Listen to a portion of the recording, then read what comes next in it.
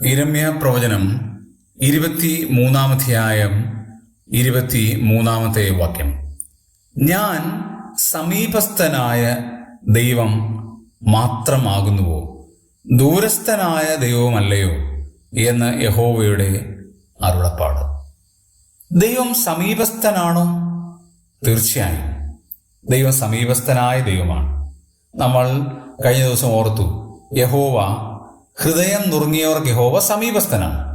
പക്ഷെ യിരെമ്യാവിനോട് പറയുകയാണ്, ഞാൻ സമീപസ്ഥനായ ദൈവം മാത്രമല്ല, ദൂരസ്ഥനായ ദൈവമാണ്. എന്ന് പറഞ്ഞാൽ എന്താണ് അർത്ഥം? ദൈവം കാണാതെ വണ്ണം നമുക്ക് ആർക്കെങ്കിലും നമ്മെ മറയ്ക്കുവാൻ കഴിയുമോ, ഒളിക്കുവാൻ കഴിയുമോ? ഒരിക്കലുമില്ല. കാരണം ആകാശവും ഭൂമിയും നിറഞ്ഞിരിക്കുന്ന ദൂരസ്ഥനായ ഒരു ദൈവമാണ് ഞാൻ.